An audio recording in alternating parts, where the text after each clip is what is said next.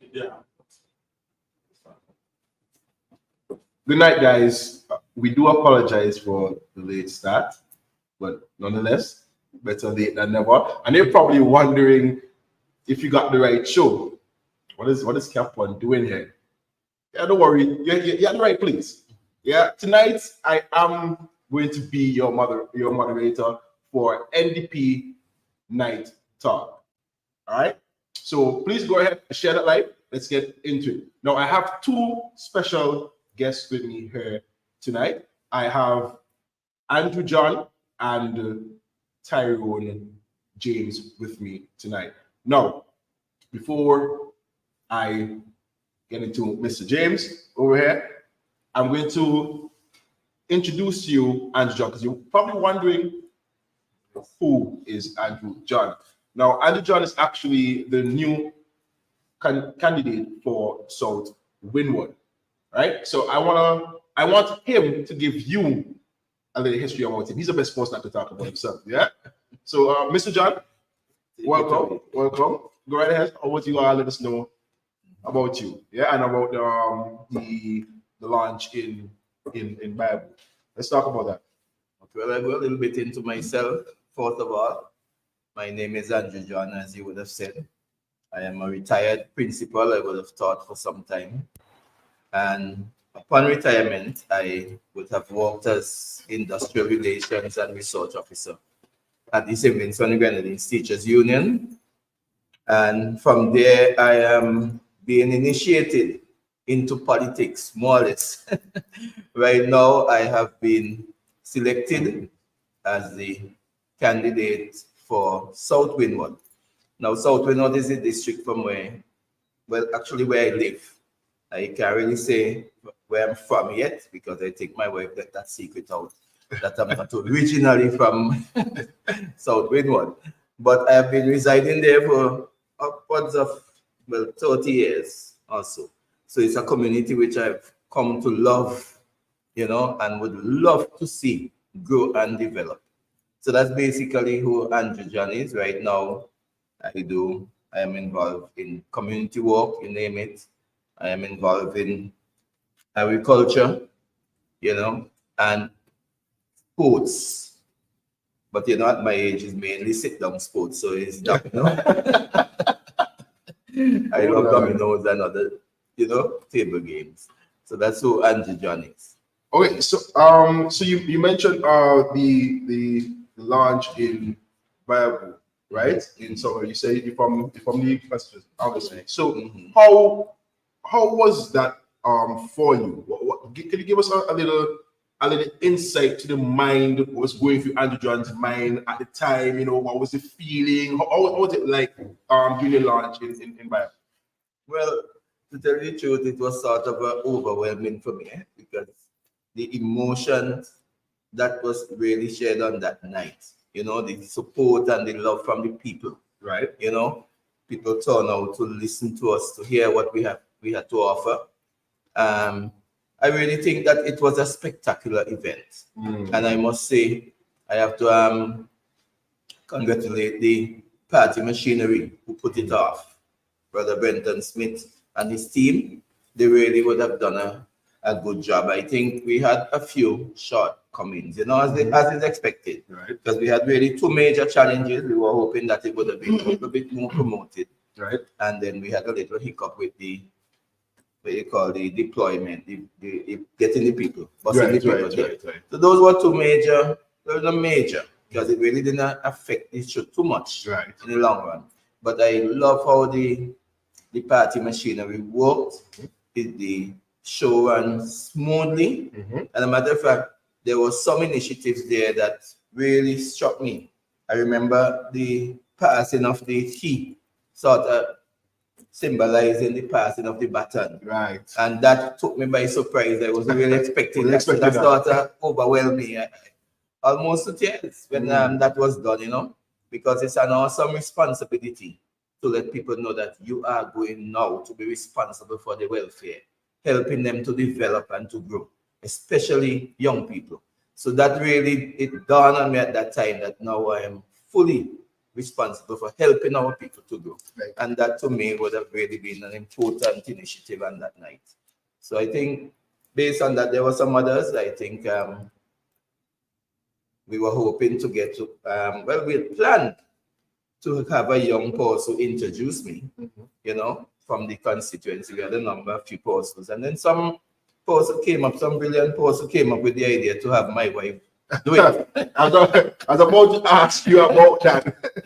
Right, so your wife did it. Right, and then she actually stole the show because what happened, what came out of that is that she, from the feedback I got, right, she should be the candidate running.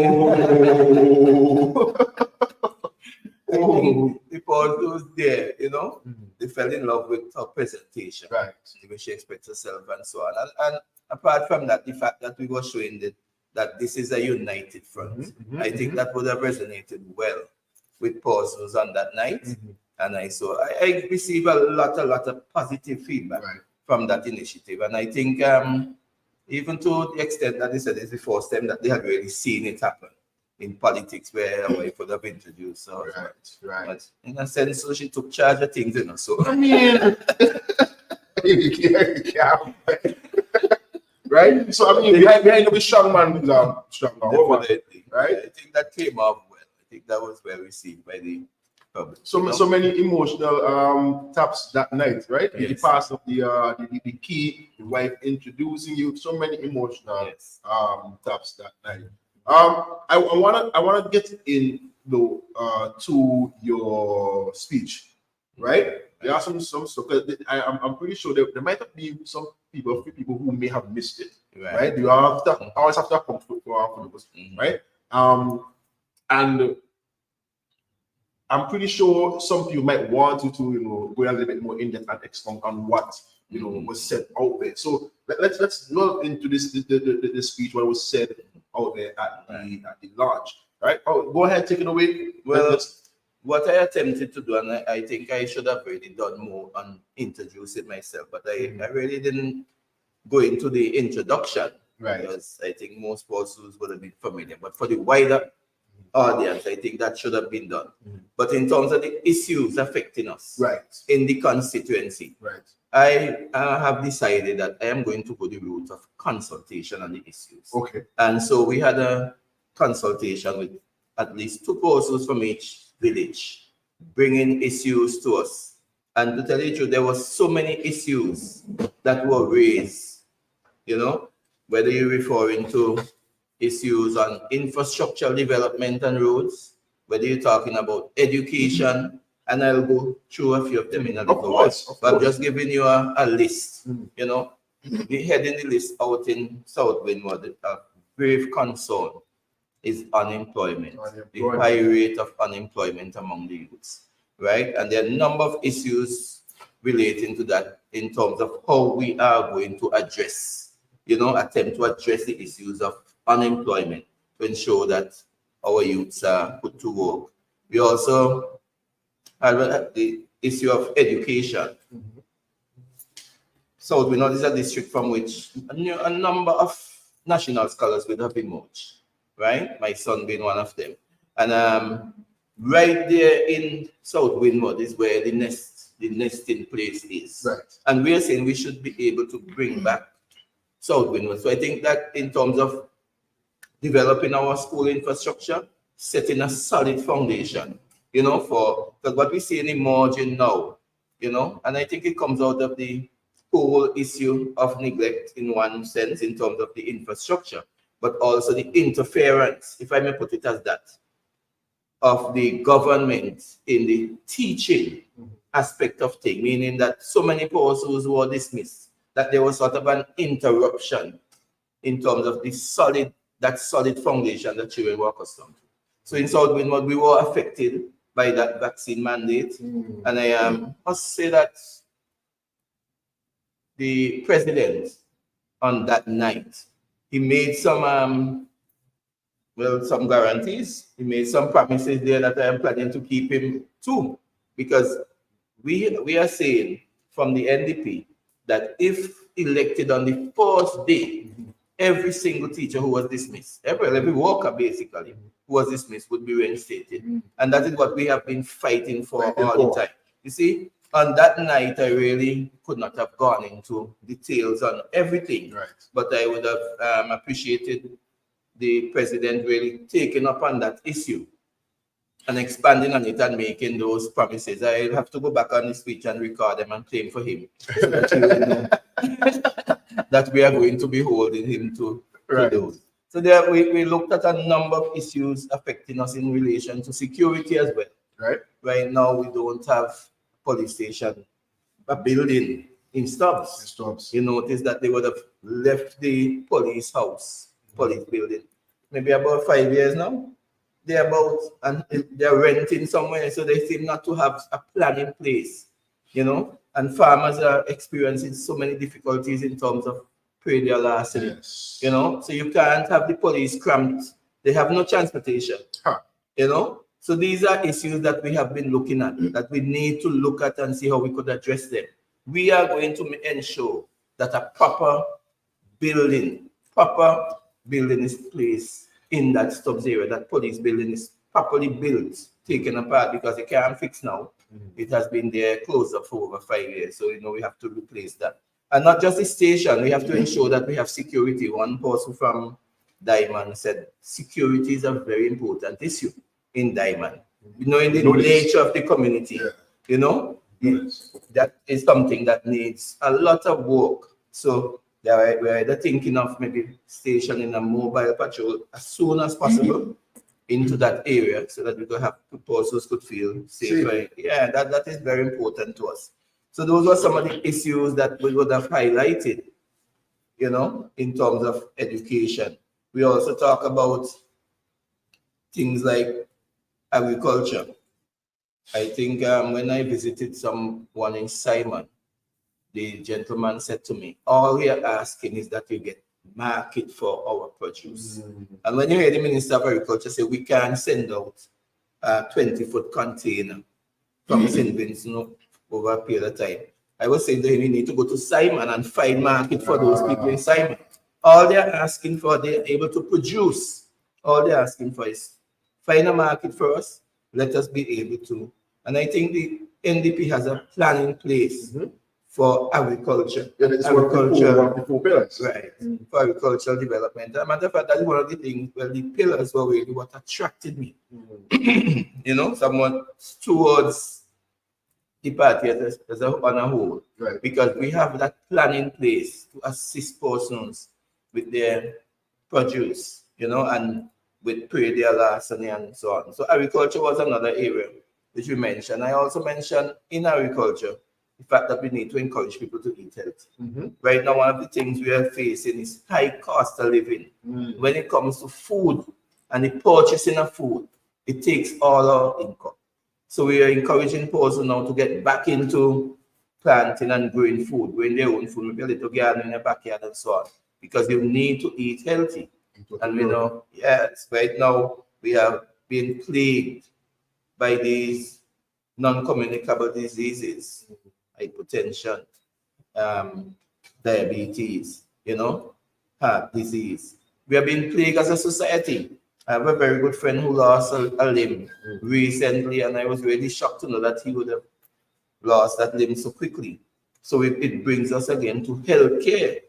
In South Wind, what we are seeing, they have allowed, it's a disgrace, the conditions under which they have the health facilities. We know, for example, right next to the airport is the Stubbs Polyclinic. And the people in the area would have related to me that there is no nurse at the clinic beyond 5 years.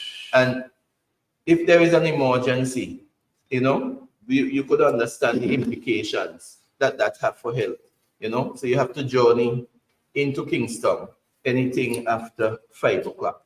And no resident nurse in Caller. Matter of fact, the Caller building is in such a condition that even if they have a nurse, you can't stay there because the place is not, you know, it's not fit. Even traveling to Kingston to Milton, it's a tricky one. It's a risk. It's a 50-50. Even they go down way. There's so many people are afraid to go down to spend time to seek help, seek medical help down there because of the state that is in. And if that is the main hospital, imagine the like you said, the polyclinics, clinics. Imagine the state that they're in. Yeah. Very good. And we have to be concerned because at the end of the day, I was making that point on the same night. We as Vincentian have to use the facility because we can't afford. But at the first sign of a problem or difficulty, you know, these guys, the persons who are responsible for ensuring that we have proper medical attention, they are out. They're out. As a matter of fact, I tend to believe that one of the main reasons why some of them keep going away very often to seek medical attention, you know, and we are left here. As a matter of fact, if you really go and check the number of persons who have left, qualified nurses who have left the system, and it has a lot to do too with the way that it brings us back to the vaccine. They were treated so badly. As a matter of fact, you know, even when they were employing persons without the vaccine, when they had asked persons to come back to work, right? The nurses couldn't go back, you know. Right. The nurses were still being forced to take that vaccine and instead of that, what they did, they left, you know, and so we would have lost a great portion, let me call it that, so of our qualified persons. So, Mr. Jeff, when we talk about the constituency and developments and plans, right? What are your opinions about the youth development and the plans for that in the constituency? What are your Well, we just mentioned a little while ago about the educational aspect of things. Right. Added to that educational aspect, we are focusing strongly on skills development. Skills development. We are saying we should be pushing tech work. We should be pushing things like skills in plumbing and so on, which would fall under that. Things like cake making and so, which would fall under the, but we don't really have gender bias these days. So men as well as women could take part in any one of those. But the key area, one of the key areas in South Windward that they want to focus on is sport development. Right. Sport development. We look at the hardcores the way in let's say Bayabo, for example, which was a mecca for sports in the early days. There's a playing field there now which has become so small, that you can already play games at a higher standard there. Matter of fact, I think now they maybe only be able to play 9-a-side on a higher level, right? We have to identify a proper playing field for that area.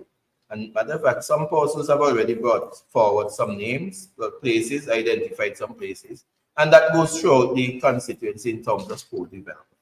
So I know we also have a sports plan from the NDP. Yeah, and I love that you mentioned sports. I love that you mentioned sports, especially in the constituency and the sports plan. I think that is it helps me segue into our next guest, Mr. Tyrone James, because the NDP has a clear commitment to our youth people and the future of this country through the Youth Guarantee Pledge and the National Athlete Program. And Mr. Tyrone James, I know you would have a lot to say about sports and the athlete program. So we want to hear from you about the development of sports via the NDP. Okay, Dickie. First of all, let me just introduce myself. Of course. Well, as you said, my name is Tyrone James. I'm a retired Coast Guard commander. I've been in sports from since I was probably 12 or so. When I was 15, I became the national 3,000, 1,500 meters champion in this country. And in 1977, I won a bronze medal in the junior character games. At some point in mature, I became the assistant secretary treasurer for the team athletics, and then became the general secretary. I resigned in 2017 and became the general secretary for the New Democratic Party. So that is a little background on myself. Extensive. Well, I don't know if it's as extensive as you want to make it out, but in relation to the youth guarantee pledge that the NDP unveiled recently, the NDP is committing in the first year that youths 25 years will be employed. Once you need employment, you will be employed. That is the commitment, and that is to me a contract with the youth of St. Vincent the Grenadines. You know, just our young people right now in St. Vincent the Grenadines, is about 36% of the population are under 30. Okay, and within that demographic, 41% are unemployed. Now, recently, I heard the Minister of Finance said that there are only about 5,000 people who are unemployed in St. Vincent and Grenadines. Well, I really don't know where he get his facts and figures from, because if you put out the road gang work that they come up with like 2 or 3 times a year, you will see they proudly putting out in the papers, we have 6,000 people working. Where these 6,000 people coming from? And those who are unemployed all the time. And these are young people. When you pass these road gangs, they are young people. Most of them are young people. And when you check, a lot of them come from college. You know? We can clearly see that St. Vincent and the Grenadines is facing an unemployment crisis, and there is no plan from the government. We clearly see that, right? Because like you said, a lot of the young youths, a lot of youths don't have a job. They come up fresh out of college, they're willing, they're able-bodied, but can't find a job. Even if they get a job, we are one of the lowest paid countries in the region. Because I just saw something where the Prime Minister saying that the Coast Guard men are leaving. Now, you will have thought that within St. Vincent, the Coast Guard, it used to be considered a prime unemployment. But now they're leaving. Our nurses are leaving. Sometimes it's not just a job, but it's property remuneration. You need to get a living salary, not a survival salary. You know, our young people need more than what is being offered. And I mean, we have a Prime Minister who talks a lot, you know, and promises a lot. But year after year, promise after promises, he has failed the Vincentian youths in this country. No, so I wanna move into the direction more of sports fair, right? The national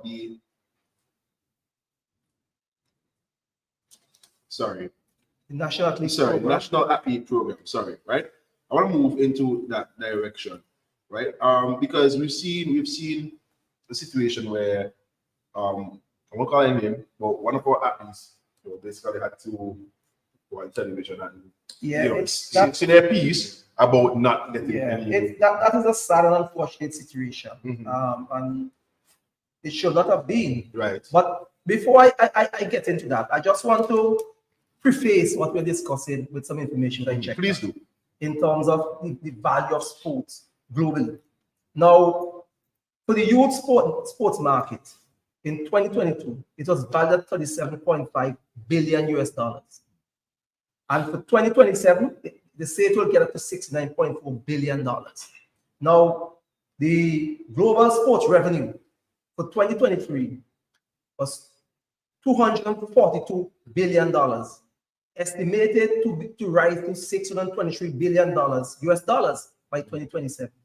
Now, overall, and this is only in 2015, right? The estimated size of the global sports industry was $1.5 trillion US dollars. Now, this is to preface what we're dealing with, right? And this is what the NDP is trying to link into for our youths.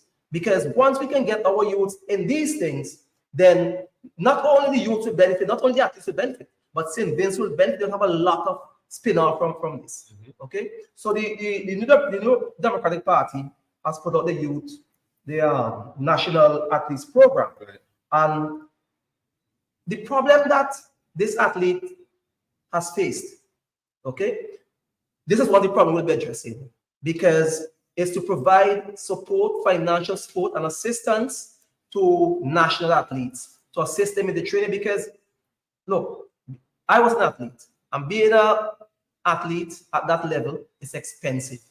You talk about nutrition, you talk about medical, you talk about psychological, you know, and even you still have to get your personal stuff to deal with. Okay, it's expensive. And if you are living in the United States, it's even more expensive because if you get a $10 from St. Vincent, it's just $5. You know, you ain't really getting money yet. You know, so it's difficult. And most of our athletes who have traveled have faced this situation. Now, just recently, after the young lady came on the radio and mentioned and talked about her plight, our Prime Minister went on the same sport mats. And this is, he was saying, this is what he said, and there's a need for a national policy on support for sportsmen and women. Now, when he said that, I was wondering because, as far as I know, in 2005 thereabouts, this Prime Minister and his cabinet instituted a sports policy. So I just they probably just did it and they don't know what they were doing. He probably forgot. I don't know if he have dementia, but he probably forgot, or he was just, as usual, trying to spin something. Now, on that particular sports policy, I think Mr. Joachim, he had written a paper in March 2018 on that particular sports policy. And he was saying, there remains much consternation as to whether the current government in St. Vincent Grenada is a clear policy on sport, notwithstanding the fact, you know, this was written 2018, and they instituted a sports policy in 2005. And this is what he's saying there. Okay? He said, while there exists this national sport policy in the country, endorsed by the government, there's no real evidence beyond the waiver of some duty on sporting equipment. Now, even that is questionable because I remember that Team Athletics was given some uniform because these international organizations overseas, when they have the uniform, something they change them. Right. And they give them away. So they were offering them to St. Vincent. The government was insisting that Team Athletics must pay duties on those things. And they were to be given out free to people. Now you have a sports policy. You have not developed anything in it. The most thing you have done is built a few hard courts and so on around the place. But you're building hard courts without consideration as to the demographics, because there's a hard court in Lomans, for instance, more than 10 years, never been used. You know, never been used.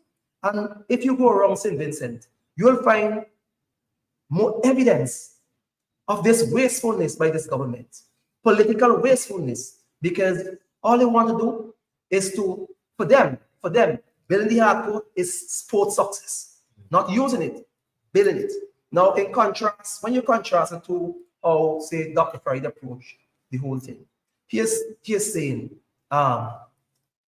before I do anything, I must ask the question, how is it benefiting the people of St. Vincent and the Grenadines? And I think that is where this ULP government is falling short. Now, we may say, or some may say, well, why now? Why this sports policy now? You know, why the NDP come up with this now?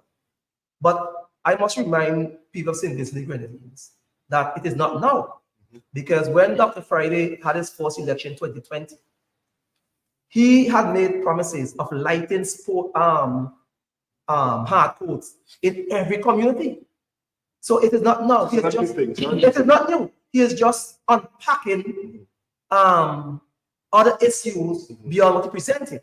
Because the package was there, but he was presenting certain aspect of it. Now he has more time, he's unpacking more of it. Hence the National Athletes Program. Now, we have seen where athletes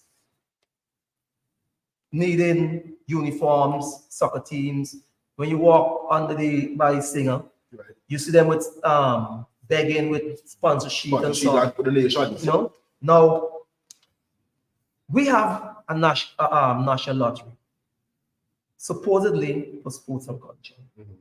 How many sporting organizations has the lottery contributed to over the years? Now, I read recently they got something like $91 million profit. Where's it going? Last year, I think it was 2020. No, 2022. Okay, where did that money go? Where did that money go? Now, Character Games coming up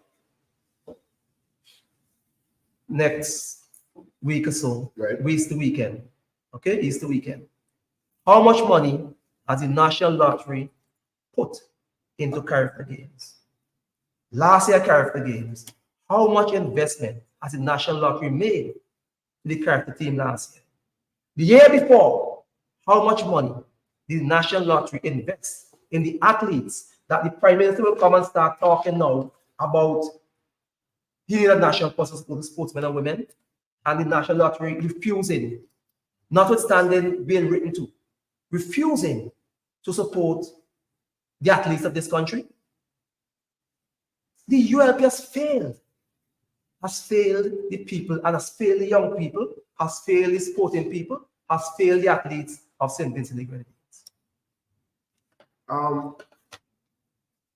Because when you take a look around in little St. Vincent, there are so many talented athletes. I went to school with a few of them. Yeah, some very talented football players, track and field athletes, very great, but no real how to expand on their skills and their talents. And I believe that sports should play a key role in our economy. Sports gives us the opportunity to ensure our athletes achieve glory and build the country's economy. Yeah, but sports also bring the country together. Correct. Because when you have a sport athlete who perform and excel, everybody collates around that person. It doesn't matter if we are green, yellow, pink, or blue. Everybody collates around that person because of national pride. Correct. When our football team go overseas and does not perform, I mean, you walk in the street, you can hear how Vincent just dance. They take it personally. Okay? Because we, notwithstanding, they represent us. And their glory is our glory. So when they perform, we perform. We excel also. And that is why investment in sports is investment in national development. Now,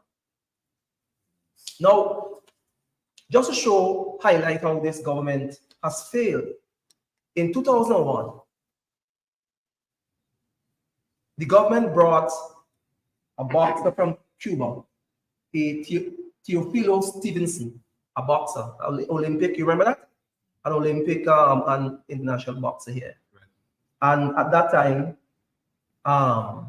Rini Batiste were making the point how sports tourism was going to be on our calendar and all this other thing. Now, we have a boxing association in St. Vincent. Where's that boxing association? They had a ring that they received from international organization. They had no way to put it.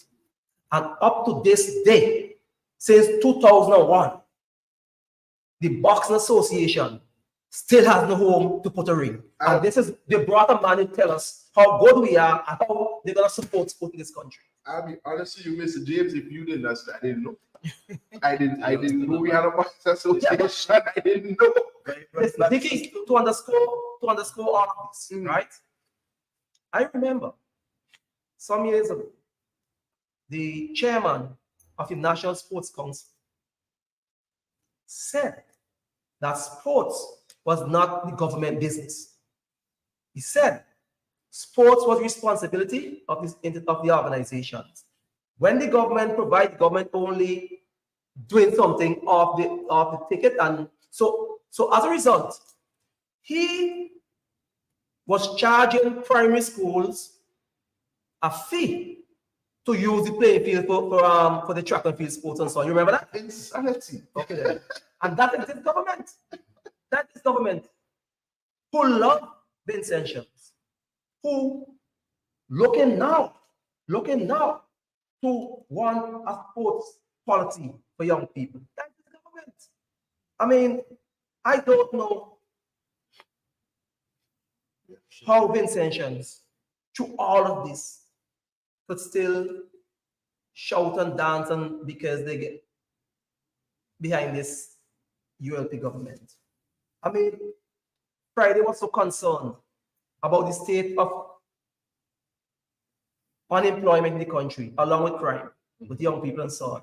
He walked from Leeward to Kingstown and from North Leeward and North Windsor to Kingstown to raise awareness of the plight of young people, unemployment and crime. So it is not just now that he is concerned about the state of the youth in this country. He has always been, you know. Some time recently, I heard that the Prime Minister came out and said, "Oh, it was Stephen thing from them." Now, tell me something. You have a country. You're concerned about education in the country. You're concerned about sport in the country. You have done nothing. So the next party say, "I'm going to do it," and you say, "Thief it from you." So because you say so, you mustn't touch it. You must leave people uneducated without proper sporting facilities and so on. No. A stadium was built. First of all, we have so many athletes here in this country who has performed before. But you take it to name the stadium after a politician. Okay, that's the first thing. The second thing, he did not listen to the association responsible for this sport. So you put it how you want. So now, a new stadium, you have to go and do repairs on the track. When you remember something, a lot of rain came and so on, Right. and there was a pool on top of the track because the track is not level. It's not level. That is why water is settling on the track.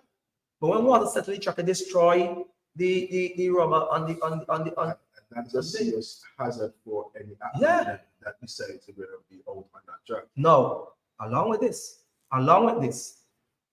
they build the bleacher right up to the jumping pit. Now, if you look at international competitions, when the jumper jumps, they don't want to drop back because if they drop back, they measure you to the point where The last touch. they touch. So they want to kick forward. So sometimes they kick left or they kick right. But out of that track, if you jump it up, you can only go right. Because if you go left, there's a possibility is you might hit the concrete thing for the thing. And this is what they're saying, how they love sport. And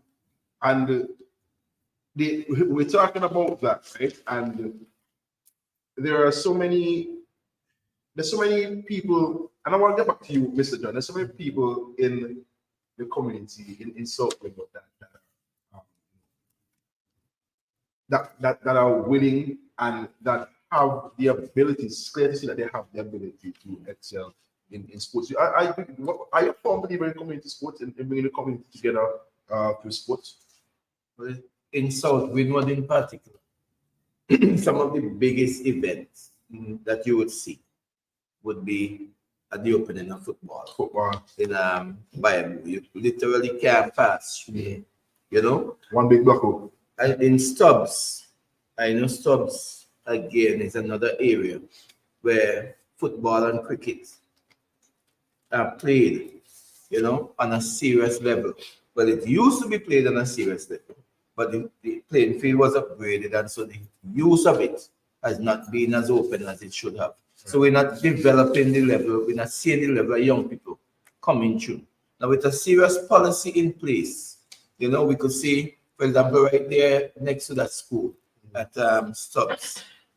I remember when I was principal there, we had done pretty well in terms of getting the youth down there and training them and getting them involved. So that particular year, we had a large entry into the inter-primary finals. You know, so it has to come, as you say, from a policy initiative where it is actually brought into the primary schools, ensuring that the children who have the ability, who have the skills, and there's so many talented young people, as you say, at the secondary level, where at Sinclair Lake, and I'm trying to remember if they have any playing area at all up there. They have a field, I think they have a field in the back. You know, they do a lot of agriculture. Yeah, they And had they know a what it playing field in the comes- back, but another water was going on. I don't think they have built a wall and protect it. Yeah, but don't think much is being done in terms of thing. That is something we could look at. Another thing development that definitely. hits hard to is there isn't any proper lighting facilities for these airports either. Well, There was Basically, one- when night comes, Yeah, but it's done. in contrast, though, the Prime Minister built a couple things in his constituency. Football and so on, they were lighted. They were lighted. And night Because- sports is a big, it could be Yeah. potentially a big thing. Right. Yeah. Because I know that back back sorry, secondary schools was moving into that whole night sports kind of thing, and that is it's potential for. If we talk in revenue, we talk from Sweden, we have to talk like sports tourism and this sort of thing, right? Correct. Now, Mhm. I will show you. Look, it's 2007 when they had the Cricket World Cup. Mhm. Okay, when they had the Cricket World Cup, this government spent about $30 million supposedly to refurbish Annisville playing field.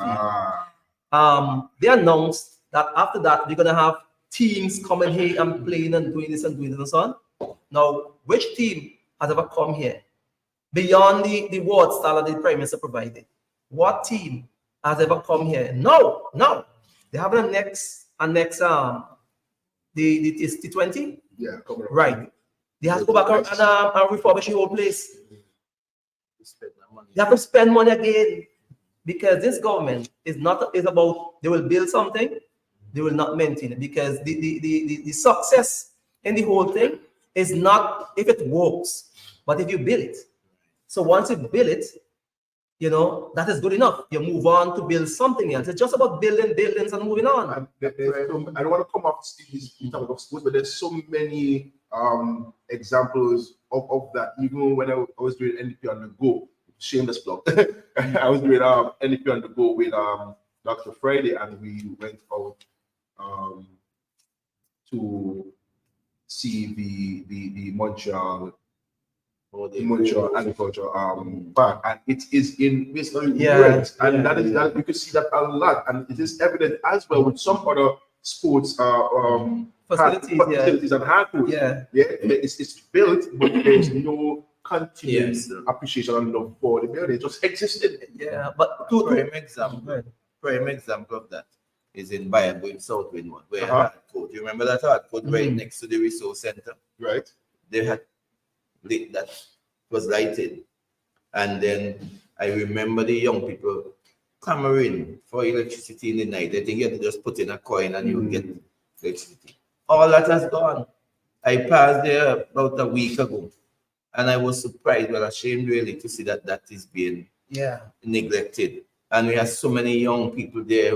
Even when you talk about the boxing association, right? What came to my mind was the basketball association, because I know a lot of young guys were gravitating towards basketball at the time, especially when that was put there. And when you mention the amount of money that could come from sports, basketball might be one of the major attractions that our young people who used to move out. We don't have any indoor facility.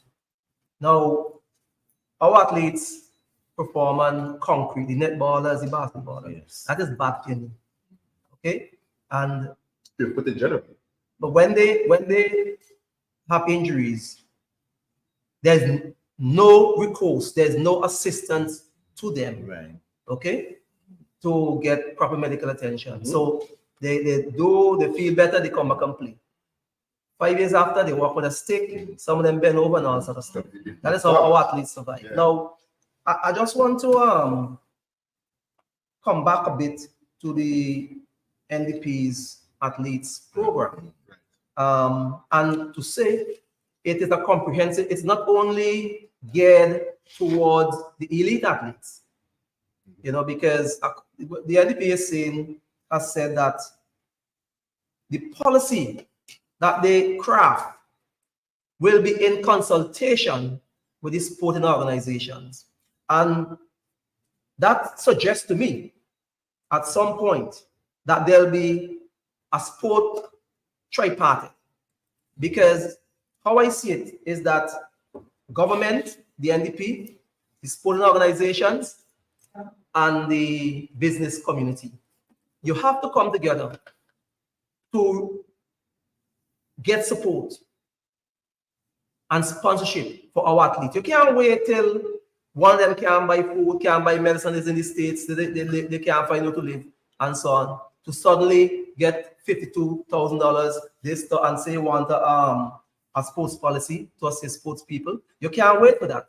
You have to be planning ahead.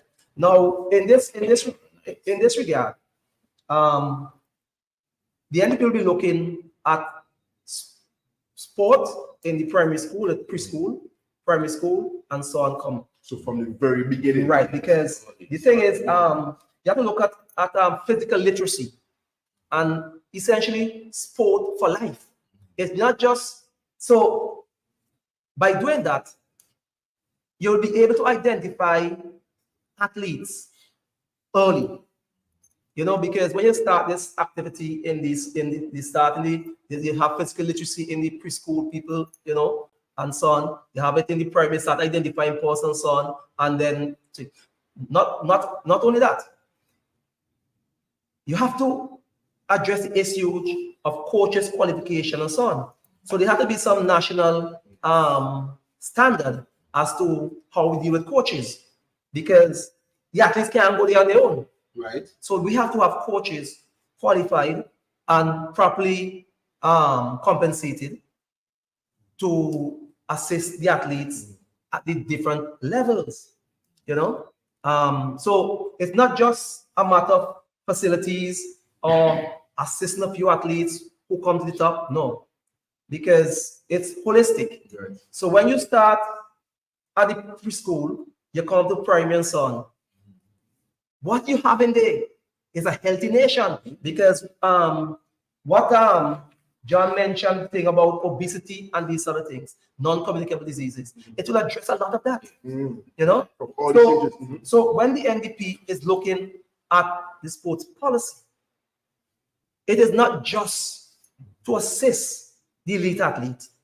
They're looking at sport for life, a comprehensive program that will move the persons, young people, toddlers, and so on. You come up and you to elite. So you identify them early, who have the potential for what and so on, you put them there. So basically, and you build a sport culture, man. Right, and that sport culture is going to translate basically into, it's not going to be a one-off sport. No, we have it back because from beginning right. And plus, when you have your tripartite arrangement with the, when I say government, I mean the National Lottery, all the different sporting bodies for government and so on, sport department and so on. All of these come under government, okay? And then you have the associations, and then you have industry, business people who can assist and support wherever. You don't want to wait until somebody can't find somewhere to live and can't pay the fees for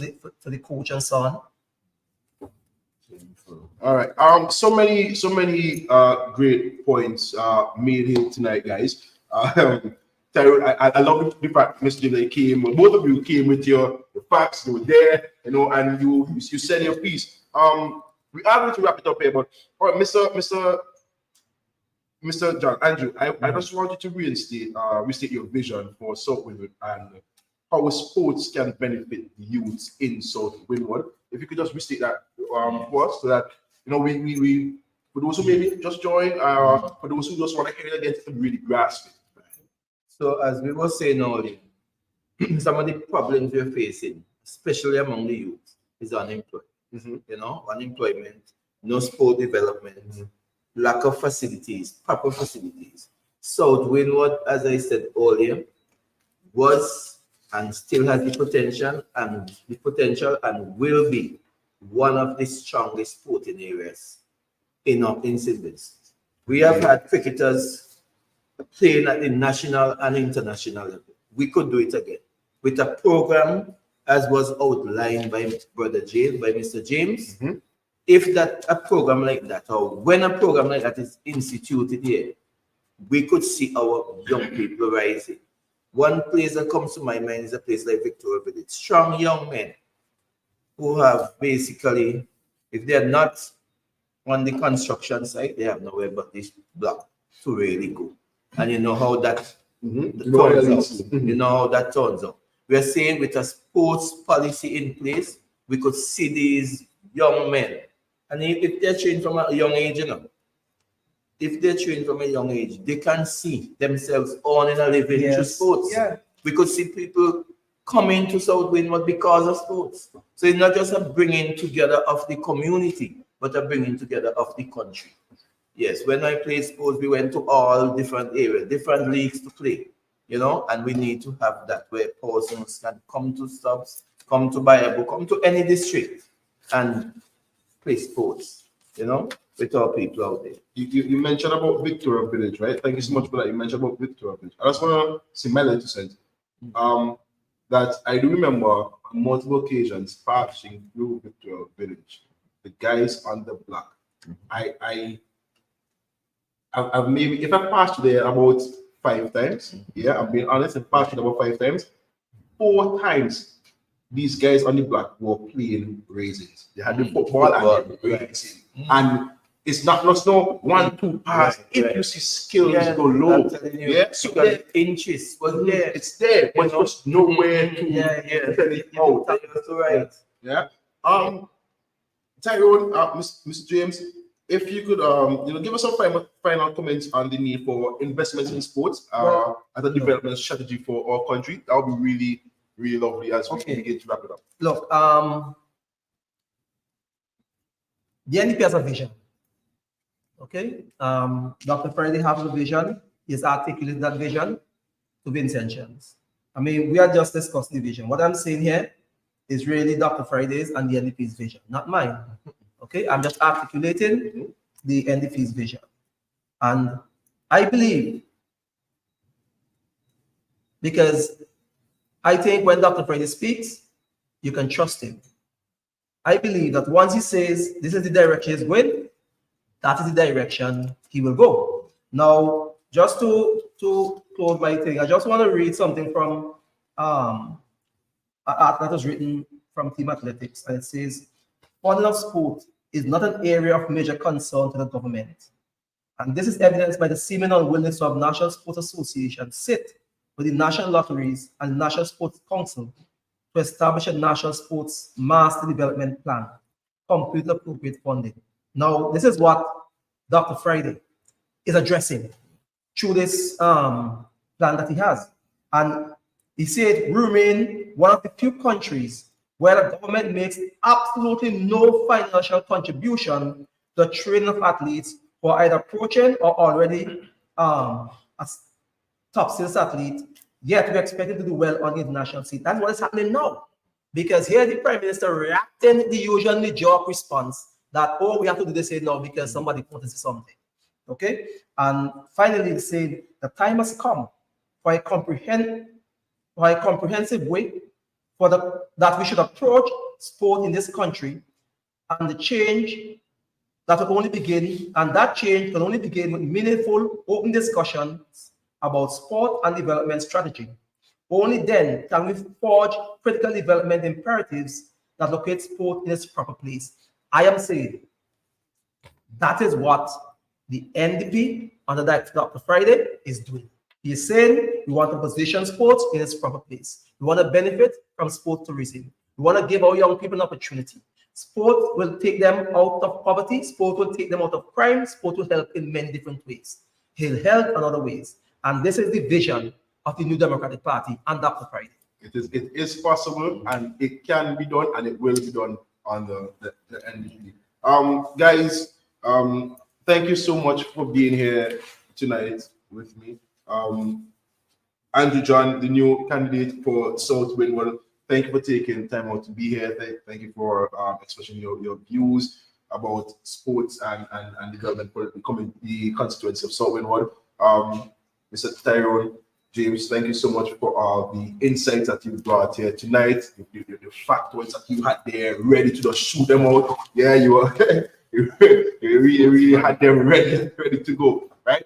Thank you so much to the viewers locked on the live, the people that shared the live, commented, here to hear the issues and how the NDP plans to solve them. Thank you so much for being here tonight. I really do hope that I did enough as previous moderators. I can only try. All right. But again, thank you so much for being here tonight for another episode of NDP Night Talks. This is where we must wrap it up, but do enjoy the rest, and we'll see you next time. All right. Thank you.